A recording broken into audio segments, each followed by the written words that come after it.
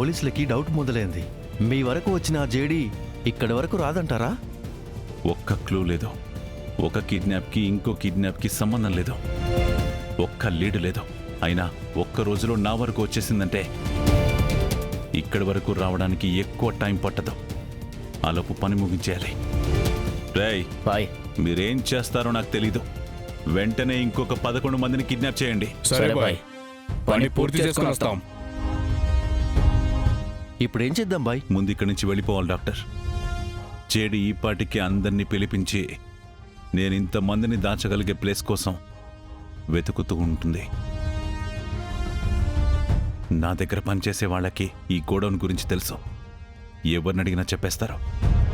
ముందు ఇక్కడి నుంచి వీళ్ళందరినీ సేఫ్ ప్లేస్కి తీసుకెళ్ళి పని మొదలు పెట్టాలి. మరైతే పెద్దాయనకి ఫోన్ చేసి విషయం చెప్దామా బాయ్? హా.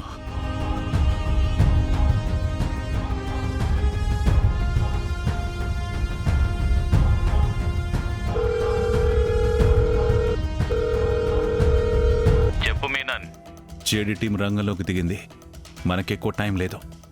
పని ఫాస్ట్గా ముగించుకుని టీంని ఇక్కడి నుంచి పంపించేయాలి. కొంతమంది నా దగ్గరున్న కుర్రాలను కూడా పంపిస్తా. వాళ్ళను కూడా వాడి పని పూర్తి చేయి మీనన్. తెలుసు కదా, 100 కోట్ల డీల్.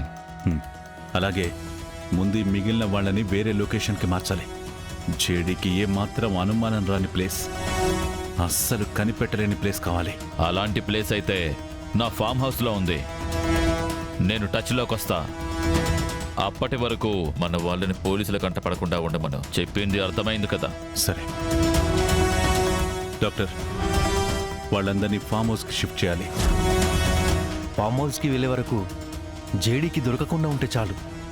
జడే జడే జడే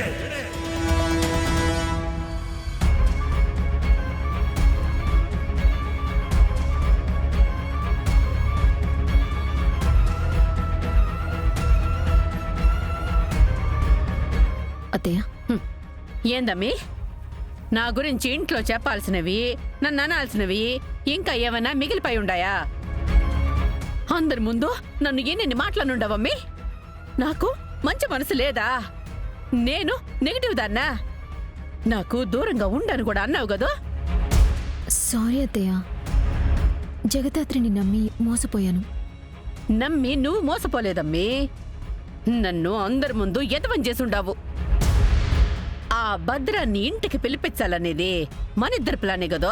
మళ్ళీ ఏంది అందరి ముందరా నువ్వు పెద్ద మంచిదాన్ని అనిపించుకునేదానికి భద్రాన్ని నేనే పిలిపించుండానని చెప్పుండావు. అంటే నేను మంచిగా మారిన కొన్ని రోజులు ఆ చిలకమ్మ నన్ను చాలా బాగా చూసుకుంది అత్తయ్య. ఆ వచ్చిన మాంత్రికుడు చిలకమ్మని అలా కొట్టడం చూసి బాధేసి అందరి ముందుకి వచ్చి నిజం చెప్పాను. కొన్ని రోజులు నీతో మంచిగా ఉంటేనే నీకు ఆ అమ్మని చూసి జాలేసి ఉండదు కదా? మళ్ళా నేను ఇన్ని దినాలు నీతో మంచిగానే ఉండాను కదా? మళ్ళా ఎప్పుడు యాలా నన్ను చూసి నీకు జాలి కలగలేదు? మీరంటే నాకు రెస్పెక్ట్, లవ్ ఉంది అత్తయ్య. ఇట్లాంటి మాటలకేం తక్కువ లేదమ్మే.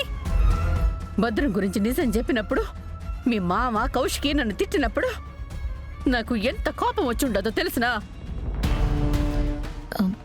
సారీ అత్తయ్య, ఇప్పుడు నిజం తెలుసుకొని మళ్ళీ మీ సైడ్ వచ్చేసాను కదా. ఒక్క తూరి నన్ను మోసం చేసి ఆ పక్కకి పోయిందానివి. మళ్ళా పోవని నమ్మకమేందమ్మే. ఆ రోజు సోనీ ఇంటికి వెళ్ళినప్పుడు అక్కడ నేనొక్కదాన్ని ఉన్నట్టు అనిపించింది అత్తయ్య. ఆ బౌన్సర్ నన్ను కొడుతుంటే నేనేం చేయలేకపోయాను. అప్పుడు ఆ బౌన్సర్ నన్ను పొడవడానికి వచ్చింది. చావు కళ్ళ ముందు కనిపిస్తుందన్న టైంకి జగదాత్రి వచ్చి ఆ కత్తి పట్టుకుని నా చెల్లి నా ప్రాణమని ఈదీతో డైలాగులు చెప్పేసరికి దాన్ని పూర్తిగా నమ్మేశానత్తయ్య. దాన్ని నమ్మి దేవత లాంటి మిమ్మల్ని అవమానించాను. అనరాని మాటలన్నాను.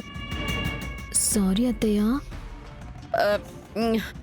పోనీలే అమ్మి, నేనేమీ పెద్దగా బాధపడలేదు. అయినా ఆ పొద్దు యువరాజు ఆ ఇంటికి పోకుండా ఉండుంటే ఇదంతా జరుగుండేదే కాదు. మన బంగారమే మంచిగా ఉండుంటే ఈ కష్టాలు మనకేటికి? ఏది ఏమైనా ఆ జగదాత్రి నాకు దగ్గరవ్వడానికి మా కాపురాన్ని కూల్చాలని చూసింది కదా. దాన్ని మాత్రం వదిలిపెట్టనత్తయ్య. రోజుకొక గండంతో నిషిక పేరు తలుచుకుంటేనే వణికిపోయేలా చేస్తాను. ఇది ఇది నా కోడలంటే. ఇట్టా మాట్లాడాలి నా కోడలు. అది సరే గాని పోయి యువరాజ్కి మంచిగా మెల్లగా చెప్పు, ఆ సోనికి దూరంగా ఉండమని. సరే అత్తయ్య.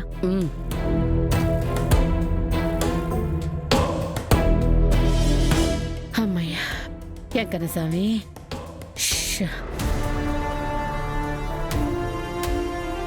యువరాజ్ ఇలారా, కూర్చో.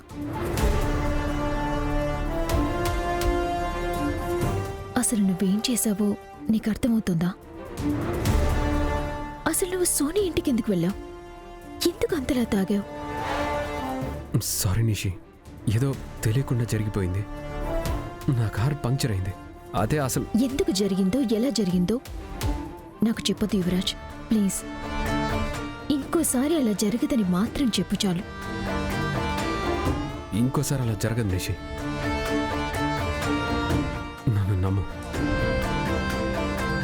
ఆ సోని జగదాత్రి మనిషి యువరాజ్.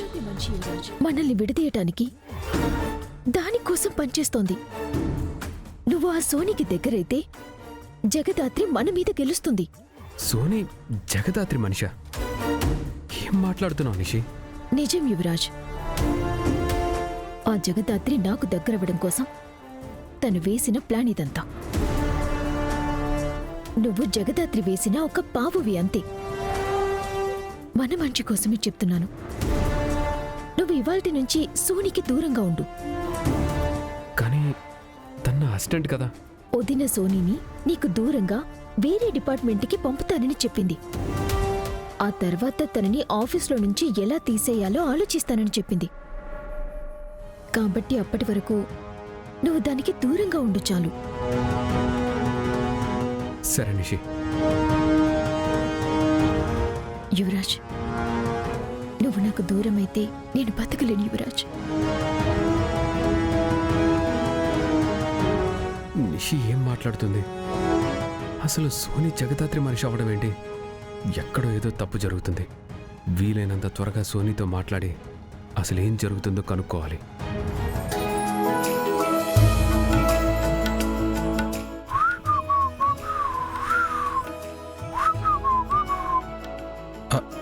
ఏమండో శ్రీమతి గారు?